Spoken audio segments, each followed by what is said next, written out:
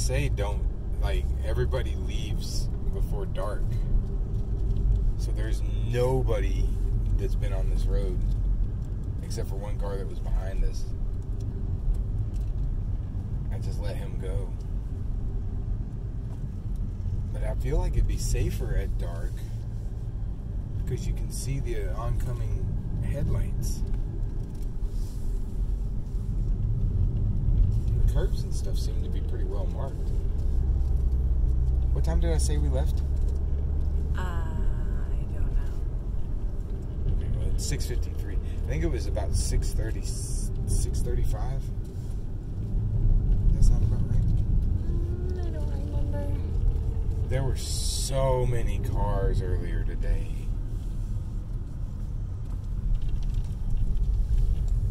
And I don't know, I wish they had been open today. I know, that would have been fun.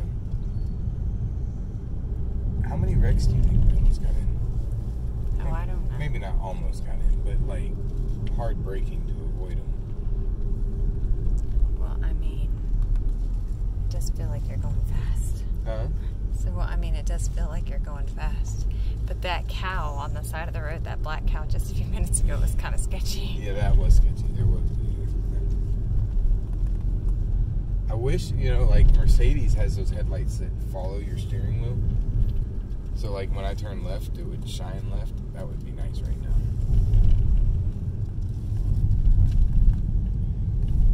Sometimes I feel like we're going into this dark road, you know.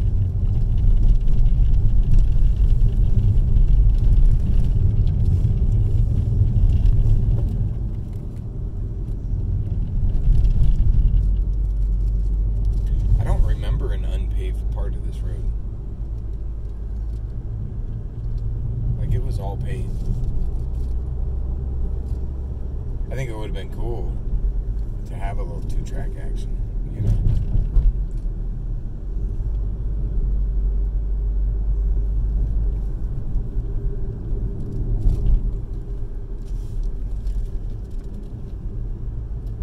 GPS signal lost. That's a first.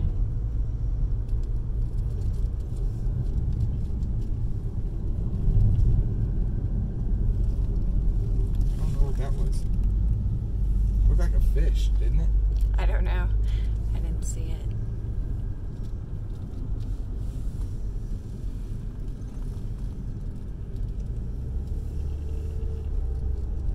Beautiful part of the country.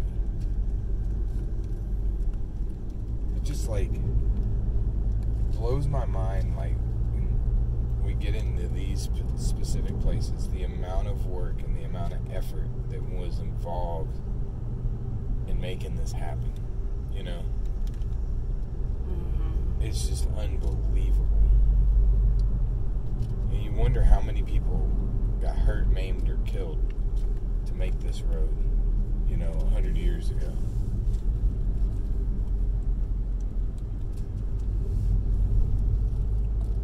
Or it was longer than that, wasn't it? Well, I know. Well, I don't remember what they said about this particular road. But I know there's different aspects of this road. Like they talked about the winch over one of these bridges. We're supposed to be listening to the tour on the way home. He was going to give us all the information. Remember? Yeah. Is it? Oh well, hang on.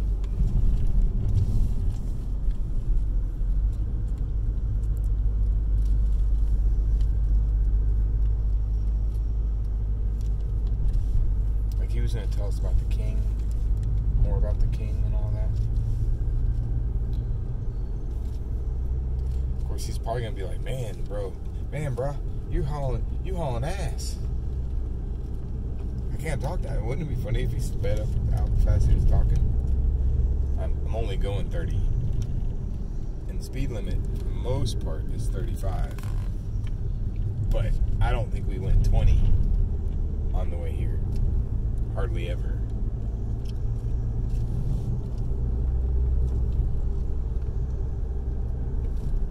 That's scary.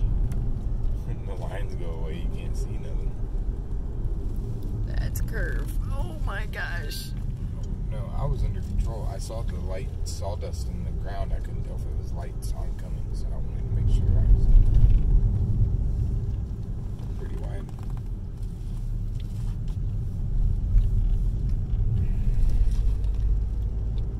Do you think you do the reverse one or? No. Oh, okay. It's coming.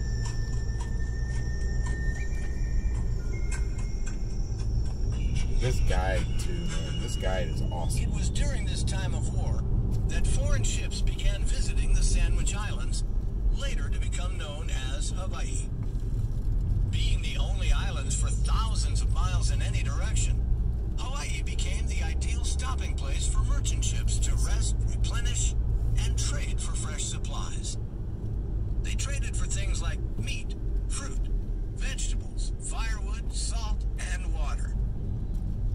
I feel like Even after the death of Captain Cook, the Hawaiians were still welcoming foreigners because of their desire primarily for iron and guns.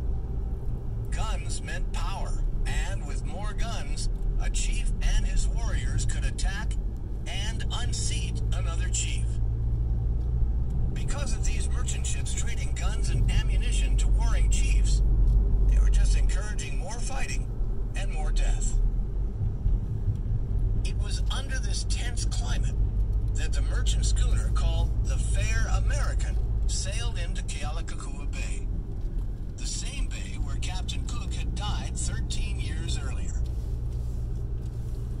This boat was also attacked, but in retaliation for something another trading ship had done a few months earlier. Anyways, to make a long story short, the entire crew was thrown overboard and drowned. Now you think these sailors would have learned to avoid Kealakekua Bay by this time, right? Well, evidently not. Everyone in the Fair American died, except for one shipmate named Isaac Davis, who was taken captive.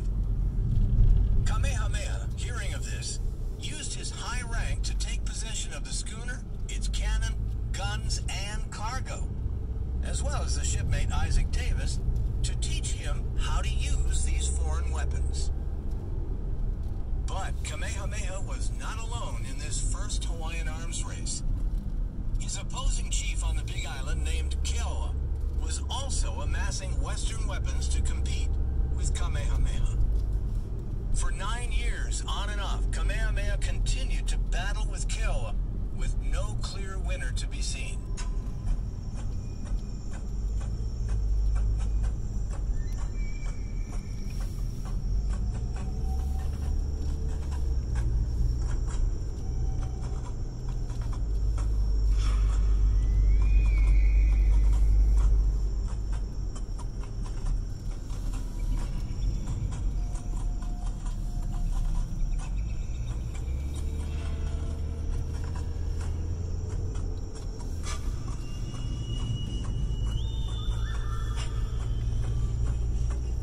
I bet you go through a lot of tires.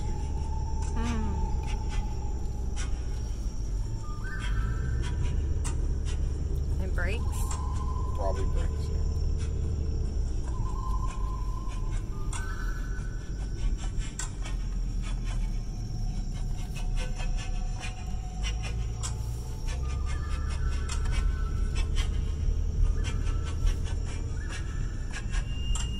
I feel like the road marking and everything is getting absent. You know? Like the lines in the road are gone, the reflectors are gone. Everything, it's a little bit harder driving now than it was before. I'm not getting over 20 very often.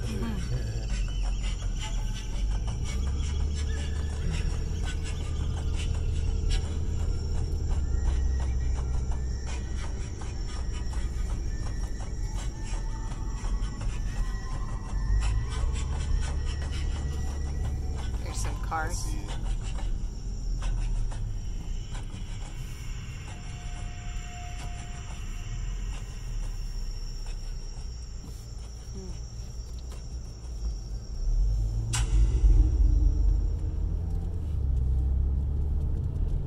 I could see how race car drivers could come from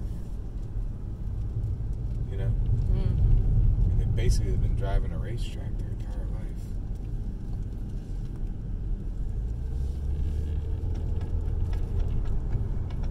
warned. As the years passed, Kamehameha learned the art of warfare and rose to become a great warrior and political leader.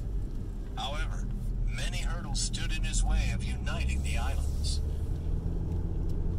During this time, Kamehameha was told by a prophet that if he could build a large war temple, or heiau, to honor the war god Ku, he could then conquer all the islands.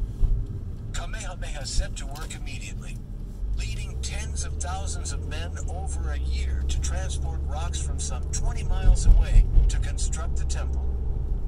It was backbreaking work. You got that And one. when the temple was finally finished, Kamehameha invited his cousin, Chief Keoa, with whom he had warred for many years, to the temple dedication ceremony. Keoa came willingly, likely accepting his own fate. No one knows exactly what took place, whether Kamehameha had planned it or not.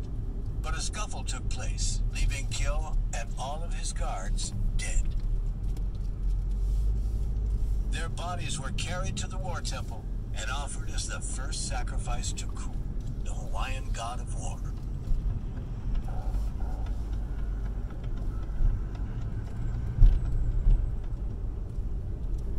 Well, after that little slice of history, if you just happen to need to use the restroom, the Pu'aka State Wayside Park is coming up in just a minute. And just so you know, the next restroom, 30 minutes down the road.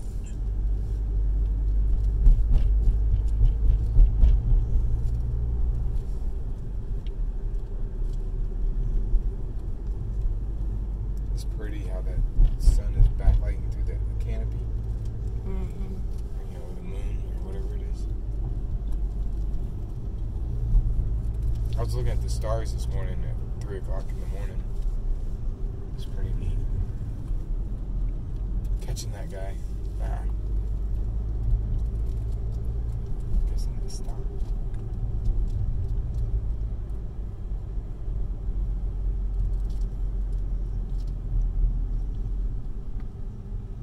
Sketchy from this angle. You know? Mm-hmm.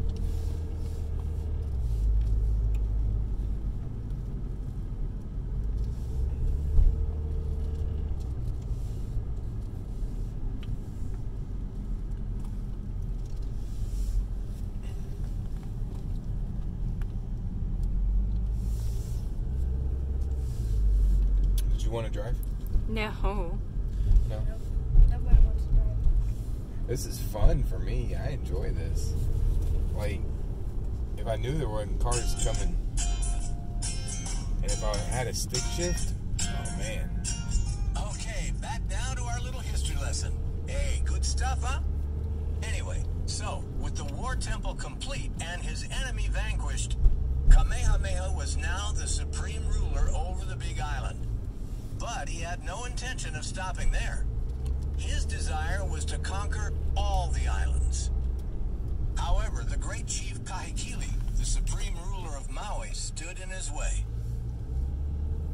Kahekili was an uncontested and feared chief, and was thought by most to be the most likely chief to one day unite the Hawaiian Islands. This chief had also amassed Western boats, weapons, and even a foreign military advisor.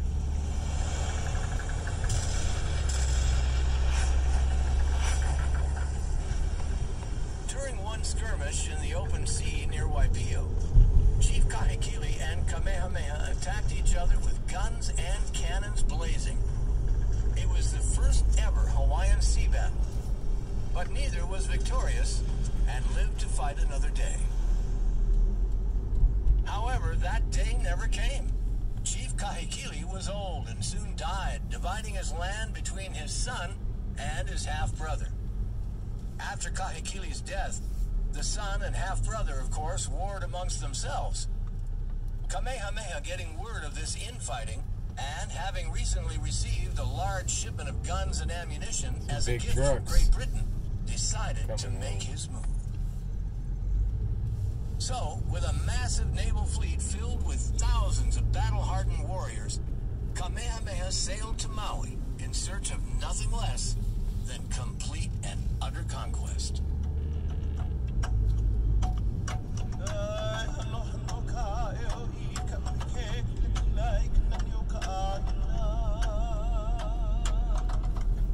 feel like we're on the roller coaster now. I have looked out the side window to drive today so many times. It's unreal.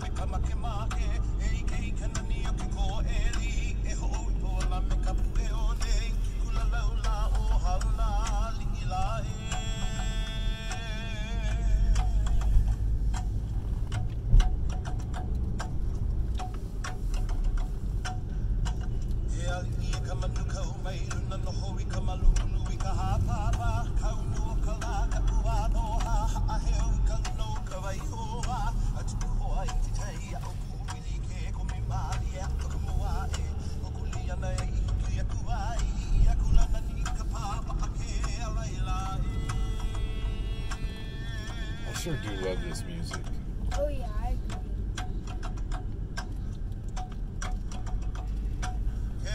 Oh, that's the car we've been chasing.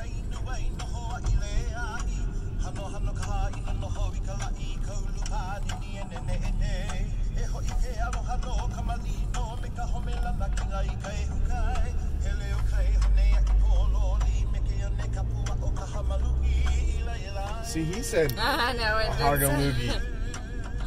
I've been making it up.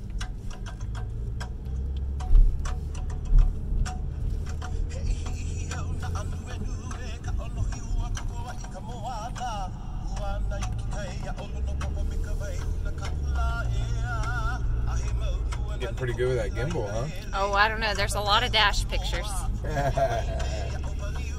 Well, we are race car driving.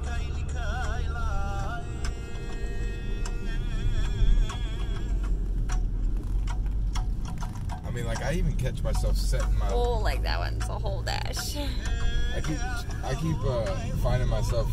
Well, do you want to put it on the rod? No. So I had just as much trouble with it, too.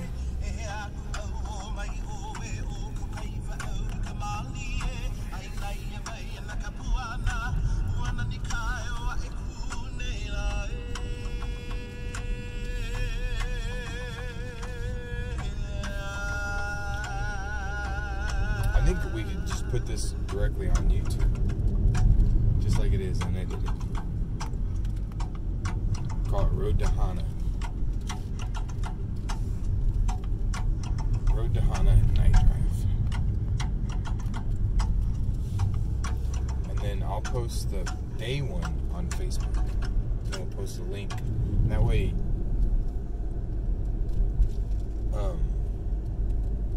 do you think the one we took today, would be on Google Photos already? No, not only because we haven't had Wi-Fi service. Oh, it only does it on Wi-Fi. Yeah.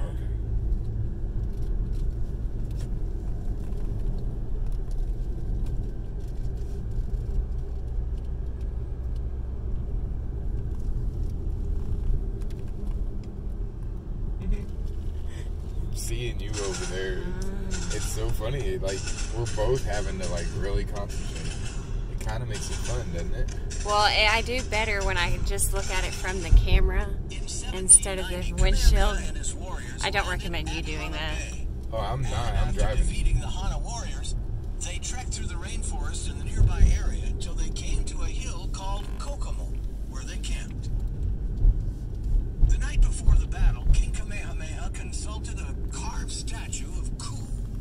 It's so funny. We're only going like 25, 30 miles an hour, but it looks like we are absolutely flying. Kamehameha took this as a favorable omen. Wow. Hairpin turns no good. The next day, on the other side of the hill, Kamehameha fought head-to-head with Maui's best warrior. They started out in What do you think of this, Hawaiian Jude? fashion by hurling insults at each other. Huh? When the Maui warrior claimed that Kamehameha No, I'm talking about the driving. had no royal blood whatsoever. You're playing your Switch, aren't you? Ancestors were slaves. You are missing out, King dude. let out one roar you could hear for miles. The two fought first by slinging stones at each other, and then by charging one another with spears. Your ears are popping? Finally, it was hand-to-hand combat. The warrior stabbed King Kamehameha with a wooden dagger, but the king dealt a deadly blow to the warrior's chest with his sharp-toothed the studded club, killing the warrior immediately in front of all the Maui troops. This weakened the morale of the Maui troops, and they subsequently retreated to Iao Valley.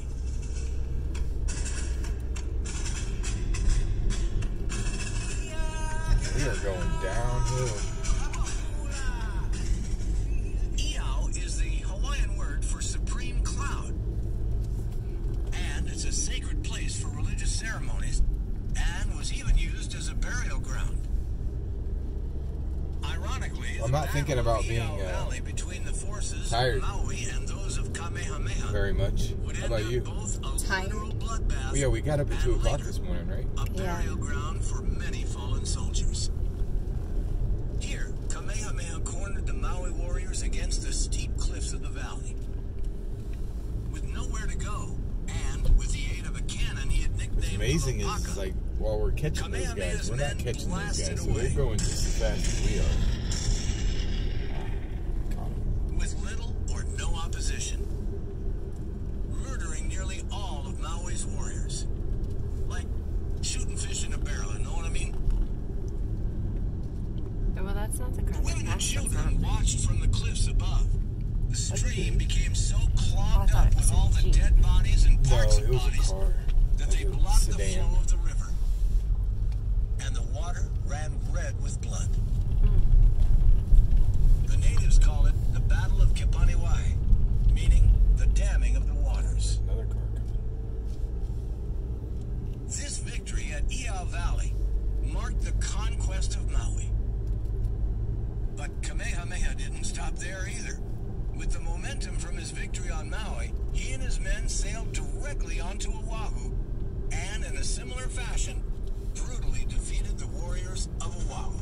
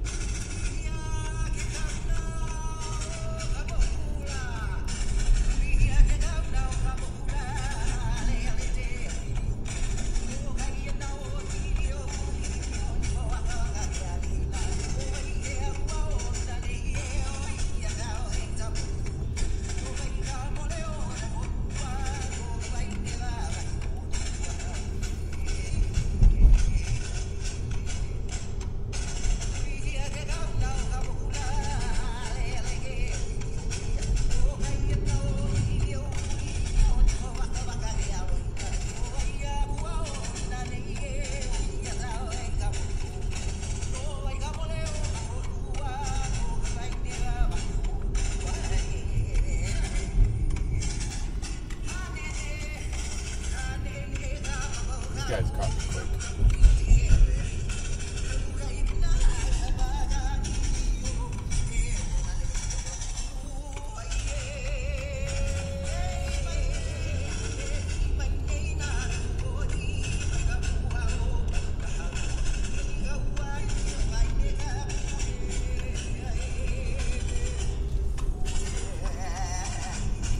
It's too much fun not to let somebody that wants to have more fun than you go, you know? I thought that was a person at first. I just saw that cone. Oh, yeah. I was looking at it through the camera. With all of his victories, Kamehameha was now the unrivaled king over the Big Island, Maui, and Oahu. All the Hawaiian Islands, except for Kauai. In due course, the chief of Kauai signed a peace agreement with Kamehameha, thus unifying the islands under his rule, the Kingdom of Hawaii. The ensuing years brought peace and harmony to Hawaii as relations improved and trade was opened between the islands. Kamehameha was a good king, and after having so much blood on his hands, he worked very hard to establish a lasting peace in Hawaii. Having accomplished much, Kamehameha lived to a ripe old age of 60. He would be remembered as an excellent warrior, governor, politician, statesman, strategist, and conqueror. He established a dynasty of kings that would go on to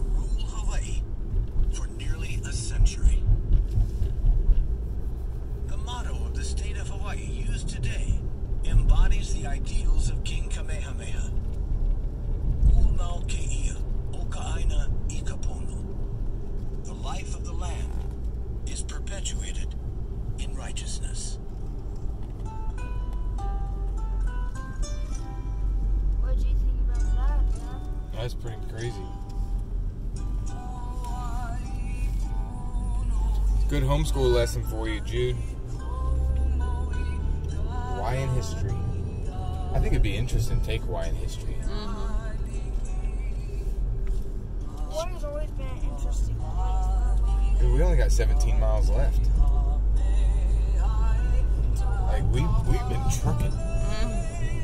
Until we reach it. Yeah, we're at mile marker 17. Like, that dude just passed him on a double yellow.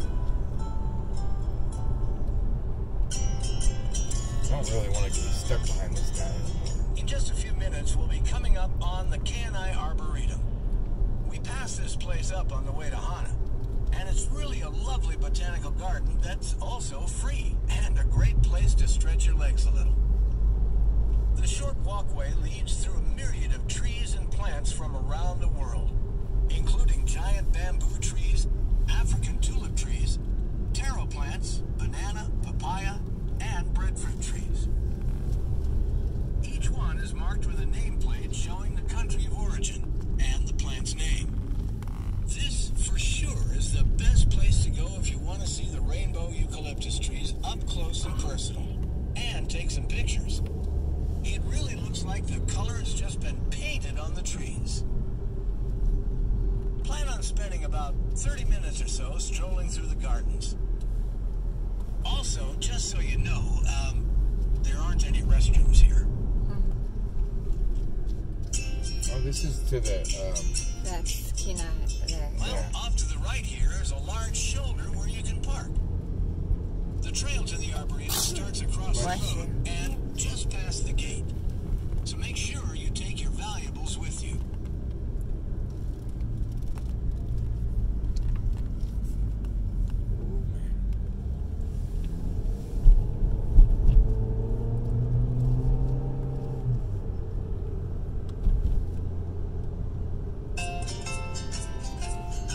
had to kick in the second hamster. Wow. Slow down just a little bit. Coming up, stay straight and follow the sign to the Kenai Peninsula.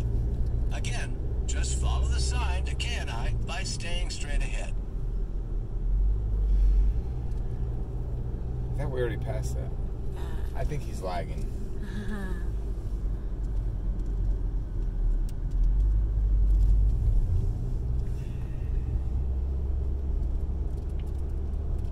I don't know if I've ever seen that sign before.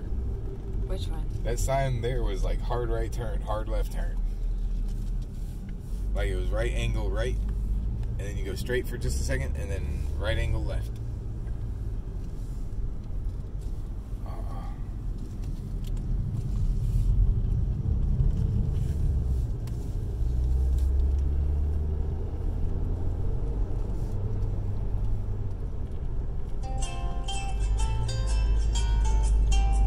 Well, now that we're back on the road, allow me to continue where I left off about King Kamehameha.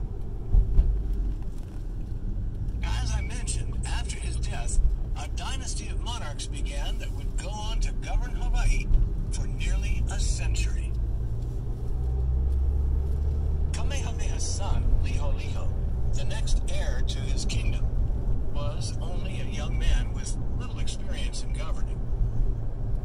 So, with the kingdom in need of leadership, Queen Ka'ahumanu, Kamehameha's favorite wife and Maui native, donned Kamehameha's famous yellow cloak as a symbol of her self-appointed role as queen, thus sharing the throne with Liholiho, her adopted son. I'm sure Liholiho was a little surprised, but being young and inexperienced, there wasn't a whole lot he could do. And I guess saying no to his regal and imposing mother simply wasn't an option.